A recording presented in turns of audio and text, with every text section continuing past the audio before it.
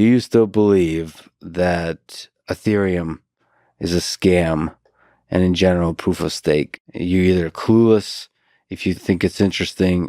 Yeah, no, I still stand by that. I think Would you classify Ethereum as a shitcoin in your for mind? sure, it's the mother asshole from which the shitcoins spring. It's the king shitcoin? All right. Yeah.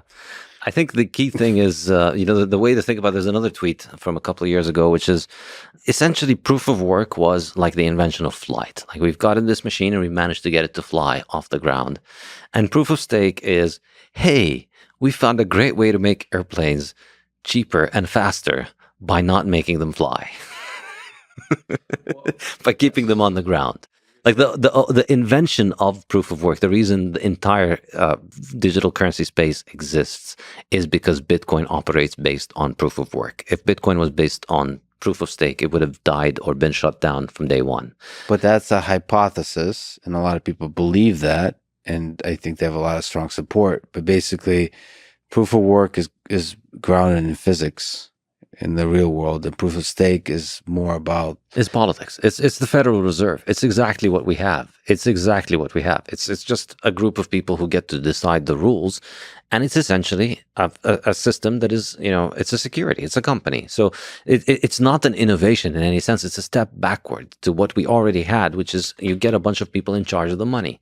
Now, the only reason it survives in this, and the reason I call these things a scam, and I have no problem with calling them a scam, is because they fraudulently present themselves as being decentralized. They present themselves as just being a different way of doing decentralization than Bitcoin, when it's not. It's just they're riding Bitcoin's coattails, and they're riding the fact that most people don't quite understand what Bitcoin is and how it works to portray themselves as a cheaper, better, more efficient way of doing what Bitcoin does. It's not. It's a less legally accountable way of doing what central banks do.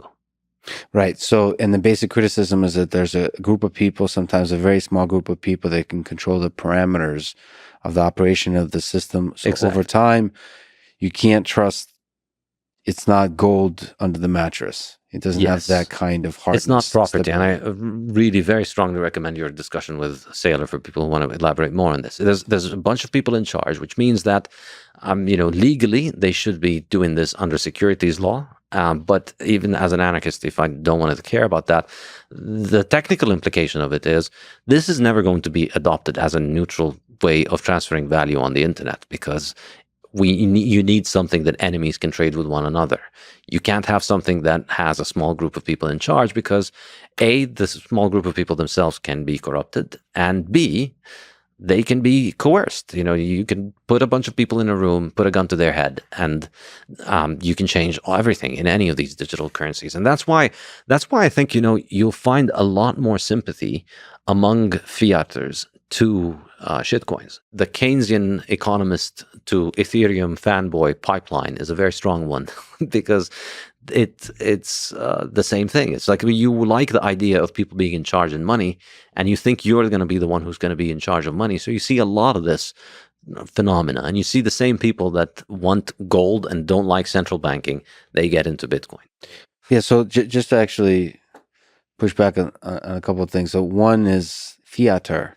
It sounds like I'm trying to be a sophisticated Brit talking about theater, but for many reasons, it's not making me feel good about that. So, day by day, things change. You used to be one of those. So people evolve, people learn. People that are supporters of Bitcoin might eventually become supporters of Ethereum or go back to supporting fiat. We don't know. People evolve for different reasons. You grow up, you mature, or you become enlightened. So I think every single person sort of, as this technology is evolving, as this world is evolving, as wars break out and the geopolitics change, as the monetary system is constantly put under stress, people will evolve. So we're trying to all figure it out together. That's why open-mindedness here, I think, for people like me at least, seems essential. I know. So I expect you to be answering all of the spam emails you get. I will, prince by prince by prince. But no, I don't have a clear understanding. What is a good investment of my time? What is a good investment of my money? That doesn't seem clear, because things things are good at promoting themselves. I'm not talking about all, the different kinds of things like Ethereum, altcoins, and so on. I just mean life, like dating, jobs, friendships. Like everybody's advertising themselves as a great investment, right? But you don't know, and you have to keep an open mind. And also, I don't, and be sort of self-introspective about what, how like biases I operate under, and ways I delude myself, like hallucinations that I'm living under. It's like breaking out of all these hallucinations. It's very hard to introspect, thinking like, what are the assumptions under which I lived my entire life that might be actually false assumptions? It's a really difficult thought process to take. It's a dangerous one. Is the Nietzsche, if you gaze long into the abyss gazes into you. It's like Alex Jones talks about this. I mean, he's got demons in his head. So he has like all these conspiracy theories that it holds in his head, but it begins to really destroy him. So it's a psychological burden to carry. So if you question authority, if you question government, if you question culture, the way things have been done, it's really difficult. And the biases you operate under, it's really difficult to question them. So I think like being constantly open-minded and self-critical, not constantly, but a little bit every day is important, I think. Yeah, but I mean, you're talking to somebody. I grew up in Ramallah in Palestine in the West Bank. I've changed my mind on all kinds of different things. The fact that I was even open to the idea of Bitcoin has required an enormous amount of. It's a heck of a journey. So I'd much rather appreciate, direct arguments rather than these kind of general fluffy, you should be, of course, yes, you should be open-minded, but also you come up with conclusions and you delete spam email sometimes when you know that it is spam because you have to move on with your life. You can't, there's an opportunity cost to considering every spam email. So, well, to me, okay, so I'll just say from my relatively sort of shallow perspective, or almost like a technical person, mostly my understanding of economics is weak. Proof of stake is not obviously a weak consensus mechanism relative to proof of work. So that's not obvious to me that goes wrong and becomes corrupted in the way that governments get corrupted, because it still seems decentralized. Now, your criticism of governance is an interesting one, but if you put that aside, it still is a decentralized mechanism, and it's more transparent than the mechanism that governments operate on. It isn't. It's exactly what the Federal Reserve is. The Federal Reserve is a proof-of-stake system. The Federal Reserve is owned by its constituent banks. And so the rules of the Federal Reserve and the regulations are determined by the ownership, which is the banks. So it's exactly what the Federal Reserve is. But it's too backdoor. The agreements between the banks and the Federal Reserve, it feels like a lot of those agreements are made between individuals that sort of behind the scenes. It's opaque. Yes, but the only way that a proof-of-stake system will take off is if you have a military to force people to use it.